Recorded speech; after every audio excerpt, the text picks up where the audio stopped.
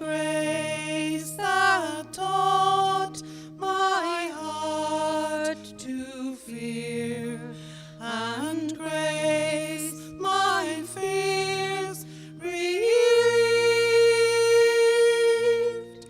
How precious did that grace appear, the hour I first believed. Through many dangers, toils, and snares, I have already come.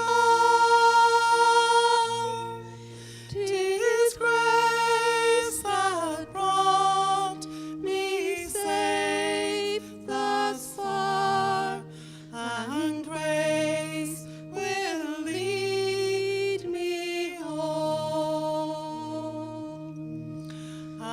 Amazing grace, how sweet the sound that saved a wretch like me.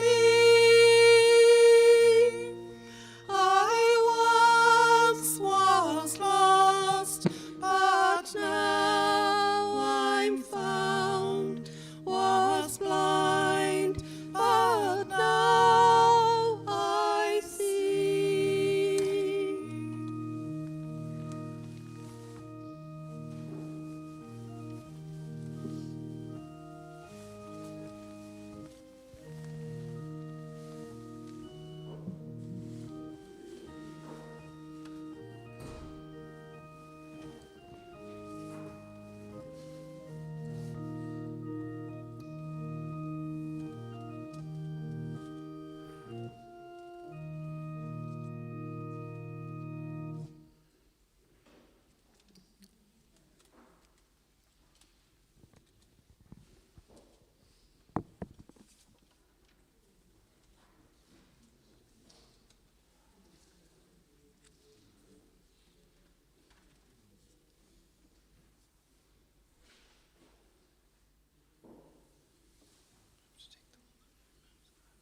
So gathered with Father Tony, who attended to Micheal and who passed away on Sunday morning.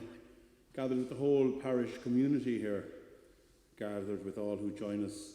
Compliments of Dowd Media and all who join us in your cars and around the church. Various systems.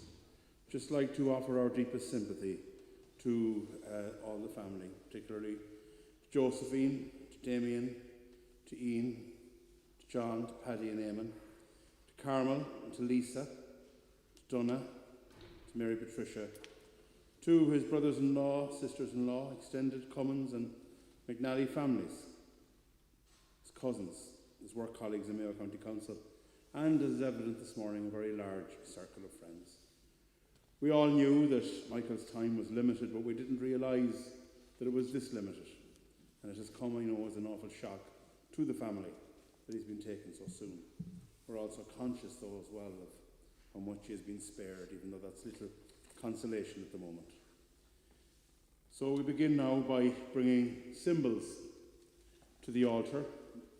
His brother Paddy brings the stone from the home house. It speaks of itself.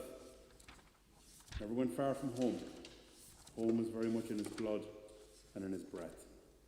Mary Patricia brings the vest and the reek, like so many of the Cumminses gave so much time to Croagh-Patrick, and the steward's vest is brought to represent that. His son Ian brings his coat from his time working in Mayo County Council. He's a diligent and loyal worker. And of course, anyone that knew Michael knew that he loved music.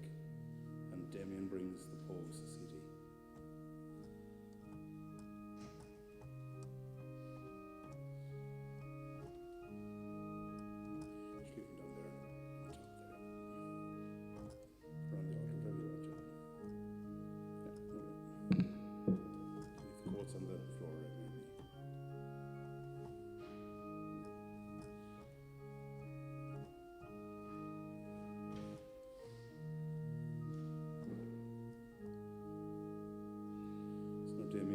and speak to us for a few minutes, and then Paul will play one of his favourites, appropriate this time of the year.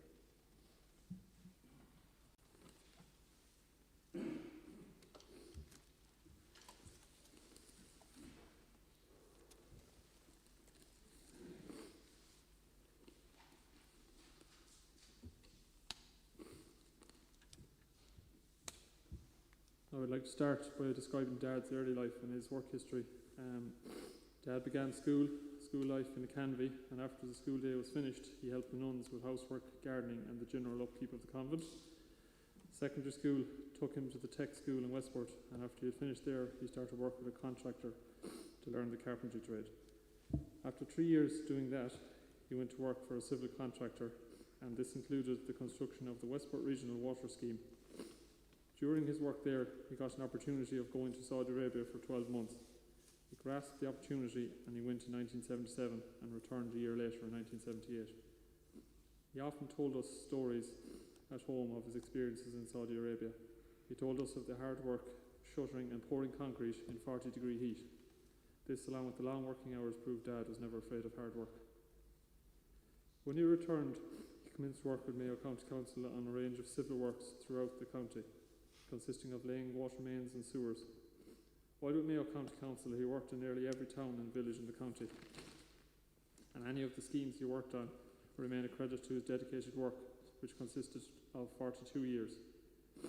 In the course of his duties with Mayo County Council, he built up a great relationship with officials and staff, and they had a great respect for him in return. In 1980, Dad started his own house and did a lot of the work himself over an 18-month period.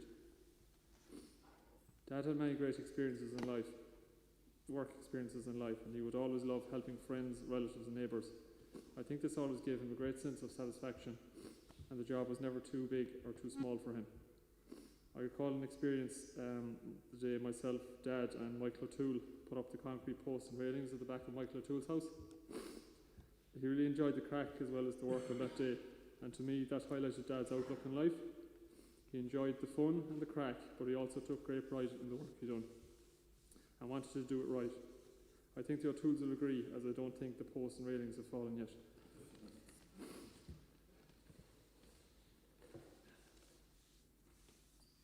That was Dad's work life, but there was another part of his life that may not have been as visible from the outside. I recall one particular story of when Ian, myself, Dad and John were putting up the glass oratory on the summit of Kilpatrick. A pilgrim got talking to Dad, and as he had always had a great way of engaging people with a welcoming smile, he found out that this particular person had climbed the mountain without a stick and was struggling when they got to the top. Without further ado, Dad found a stick in the church and gave it to the grateful pilgrim for the journey back down. What Dad hadn't realised was that the stick he had given the pilgrim belonged to John, and he had it for 10 to 15 years. Needless to say that John wasn't impressed, but I think all is forgiven. A typical example of Dad tried to help everyone, and an example of his lovely, caring nature. Myself and Ian always had a great connection with Dad. I've heard a lot of comments over the last few days about how Dad was instantly recognisable from a distance with his orange work jacket and the cap on his head, and his unique style of not wearing it over the years.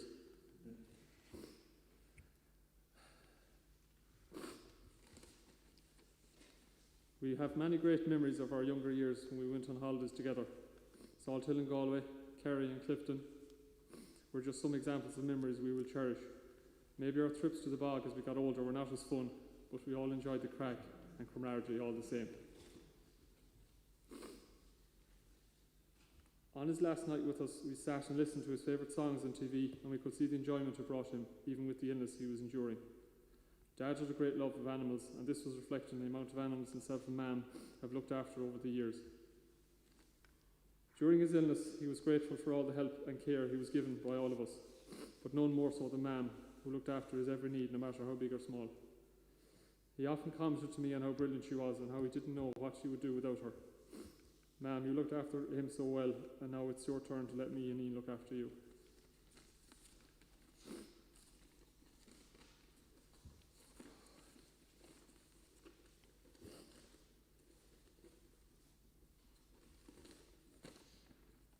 I've a lot of people to thank.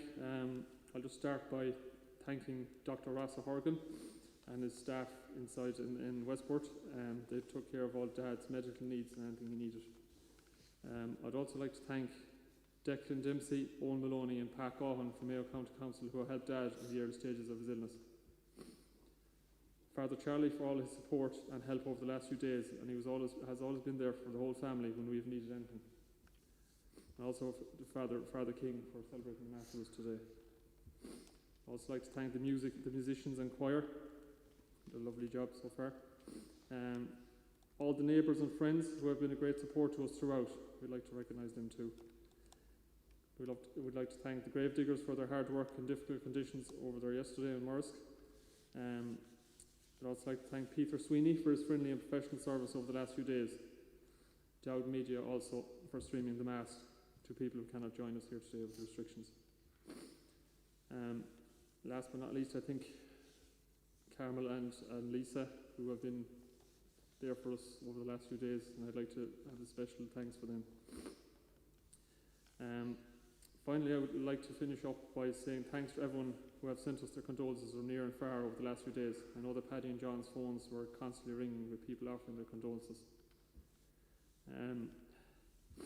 Dad's pain is over now, and I hope he's up there looking down on us today with the knowledge that we all love him very much. I would like to finish with a few words that I hope will give us some strength in our struggle with our loss in the coming days, weeks, months and years. Those we love don't go away. They walk beside us every day, unseen, unheard, but always near, still loved, still missed, and very dear. Rest in peace, Dad.